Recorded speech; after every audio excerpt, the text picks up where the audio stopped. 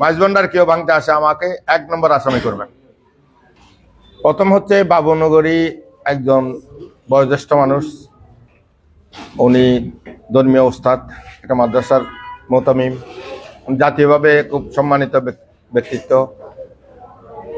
এবং সকল অনেক আলেমরা ওনাকে উস্তাদ হিসেবে গণ্য করেন এবং আমরা ওনাকে ওইভাবেই শ্রদ্ধা করি।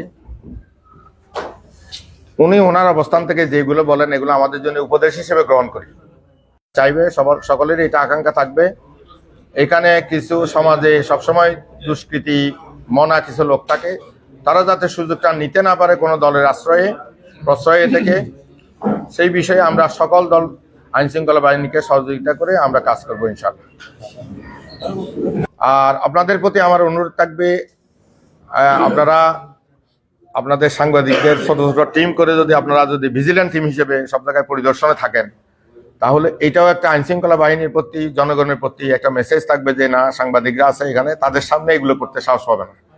একজন সাংবাদিক, উনি একজন ব্যক্তি, ওনার হাতে একটা ক্যামেরা আছে, এতটুকুই, কিন্তু ওনার যে পাওয়ার কতটুকু, কারণ যাদের হাতে পাওয়ার আছে ওই পাওয়াররা তো আপনার পিছনে না, আপনার মানে আপনি তাদেরকে লিড করছেন, আপনি তাদেরকে নেতৃত্ব দিচ্ছেন, তাদের হাতে পাওয়ার আছে তাদেরকে আপনি দেখাই দিচ্ছেন, তাদের চোখ হয়ে গেছেন আপনি, তাদের বিবেক হয়ে গেছেন। এই জন্যে আপনারা যদি আপনাদের বিচরণটা বাড়ান আপনার ছোট ছোট টিমে, আমি অনুরোধ জানাবো আপনারা এই উদ্যোগটা নেন। এক্ষেত্রে আপনাদের প্রতি একটা আবেদন থাকলো, এটা আপনারা করলে আমাদের অ্যাডভোকেট আলমগীর সাহেব আপনার আর বাকিগুলো বলবেন, আপনারা যদি এটা করেন তাহলে আমাদের পুরো ফটিকছড়ির জন্য একটা উল্লেখযোগ্য একটা কাজ হবে, প্রশাসনের জন্য হেল্প হবে, জনগণের জন্য হেল্প হবে, পলিটিক্যাল পার্টি যেগুলো আছে তাদের জন্য হেল্প হবে। প্রশাসনের ব্যাপারে আমরা সন্তুষ্ট। প্রশাসনের ব্যাপারে সন্তুষ্ট মানে এই অর্থে, প্রত্যেকের তো একটা লিমিটেশন আছে, ওনারাও তো মানুষ, প্রশাসনিকভাবে দায়িত্বের কারণে ওনারা কাজ করেন, ওনাদের কিছু লজিস্টিক আছে, এগুলো দিয়ে কাজ করেন। তবে ওনারা সাধ্য অনুযায়ী চেষ্টা করছেন বলে আমরা বিশ্বাস করি, এই কারণে সন্তুষ্ট। ওনারা যেহেতু আন্তরিকভাবে কাজ করছেন, আমি আশা করি যে অনেকগুলো সমস্যার সমাধান ওনারা করে ফেলতে পারবেন ইনশাল্লাহ। আর দ্বিতীয় যেটা পাহাড়ি এলাকা, এটা পাহাড়ি এলাকা হওয়ার কারণে, সীমান্তবর্তী এলাকা হওয়ার কারণে এখানে তো নানা ধরনের দ্রব্য, মাদক, অস্ত্র এগুলো চোরাচালানের একটা রুট এটা। তো এই বিষয়ে প্রশাসন সতর্ক আছে এবং আমরা তাদেরকেও সতর্ক করেছি, বিজিবিকেও সতর্ক করেছি, বারবার আমরা এগুলো জোর দিচ্ছি। আশা করি বড় ধরনের কোনো সমস্যা এখানে ফটিকছড়িতে হবে না ইনশাআল্লাহ। প্রথম হচ্ছে বাবুনগরী একজন বয়োজ্যেষ্ঠ মানুষ, উনি ধর্মীয় উস্তাদ, একটা মাদ্রাসার মোতামিম, জাতীয়ভাবে খুব সম্মানিত ব্যক্তিত্ব এবং সকল অনেক আলেমরা ওনাকে উস্তাদ হিসেবে গণ্য করেন এবং আমরা ওনাকে ওইভাবেই শ্রদ্ধা করি।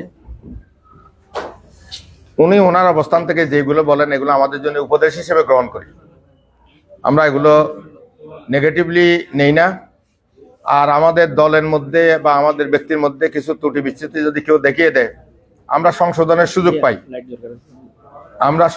সুযোগ পাই, কাজে এটাকে আমরা ওই হিসেবে নিয়ে ওনাদের এই বক্তব্যগুলো গ্রহণ করি। এটা নিয়ে এই জন্য আমরা কোনো প্রতিক্রিয়া দেখাই না, কোনো সমালোচনা করি না। দ্বিতীয় যেটা আপনি বললেন যে মাইনরিটি ভোটের কথাটা বলি, আমরা বলছি বারবার যে মাইনরিটি মেজরিটি বলতে কিছু নেই, সবাই আমাদের দেশের নাগরিক, সকলে আমরা একই পরিবেশে ভাই বোন হিসেবে বসবাস করি। আমাদের মতাদর্শ ভিন্ন হইতে পারে দলের কারণে, আমাদের ধর্ম ভিন্ন হইতে পারে, কিন্তু ভোটার আগে দেশটা আমাদের।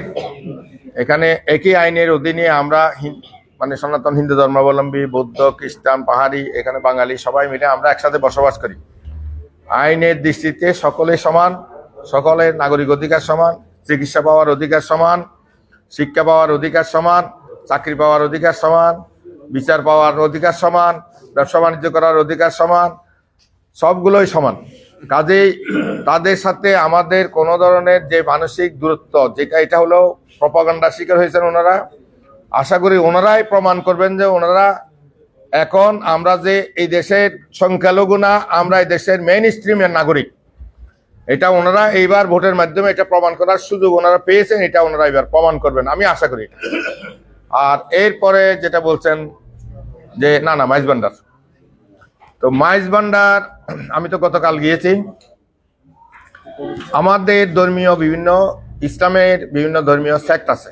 আমাদের বাংলাদেশে তো শিয়া সেক্ট নাই, শিয়া সম্প্রদায় নাই, বাহাই সম্প্রদায় আছে নাই। আমাদের এখানে প্রধান বিতর্কতা হচ্ছে কাদিয়ানি নিয়ে। এগুলো ওলামাদের বিষয়ে আমরা রাজনৈতিক ময়দান থেকে এগুলো বলি না, এবং এগুলোর সাথে আমাদের কোনো বক্তব্য নেই। ওলামায়ে কেরামরা যেটা ডিসাইড করবে।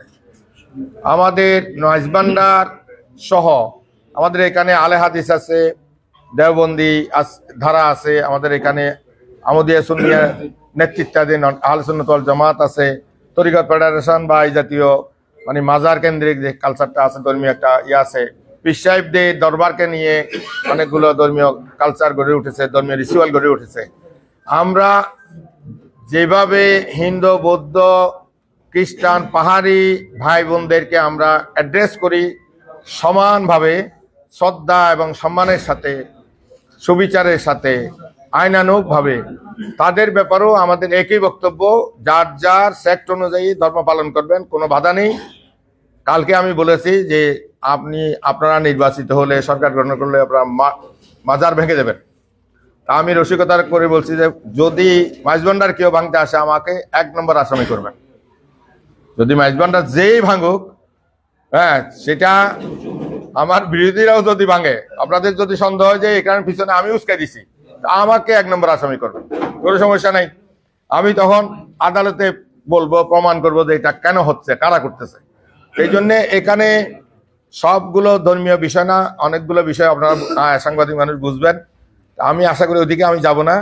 আমি যেটা যেতে চাই সেটা হচ্ছে সবাই আমাদের এই দেশের নাগরিক, সেক্ট থাকবে, ধর্মীয় সম্প্রদায় থাকবে, পৃথক পৃথক চিন্তার মানুষ থাকবে, এবং ভিন্ন ধর্মের লোকও থাকবে, ভিন্ন বিশ্বাসের লোকও থাকবে।